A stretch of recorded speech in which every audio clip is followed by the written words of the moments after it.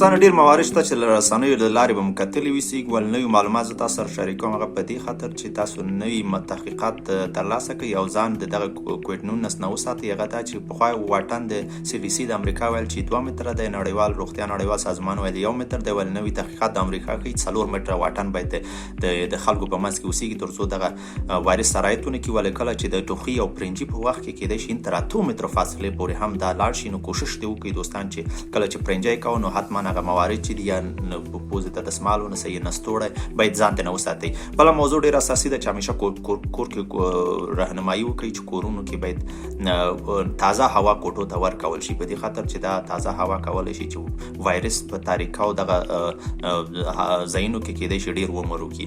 او کله چې خویندې یا میندې په کور کې ځایونه پاکوي نو کوشش دې وکړي چې ځای لونکي د هغه نه وروسته پاکي، په دې خاطر کیدای شي دغه وایرس اوچت شي او د پوزې له لارې سږو ته ورداخل شي.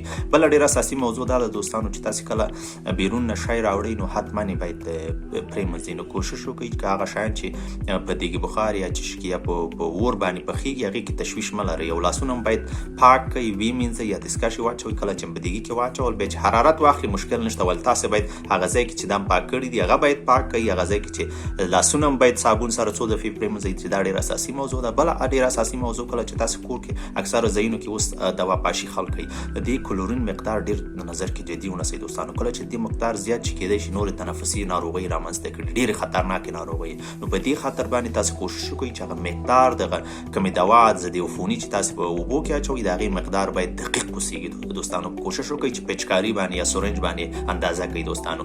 یا د CDC نوي تحقیقات د امریکا ښیي چې د مالګې نه استفاده وکړي. مالګه ډېره ښه شی ده، په دې خاطر زه نسبت د دې نه په دې خاطر چې کیدای شي دا دوستان پوه نه شي او خطرناک اوسېږي. دوستانو ماسک ډېر مهم شی ده. کسان چې مریضان نه موسېږي باید وایي چې په دې خاطر چې کم کسان چې مریضان اوسي هغه مسؤلیت نه ادا کوي نو کیدای شي کله چې د پرنجی یا ټوخی یا د تنفس له لارې هم کیدای شي لاړ شي.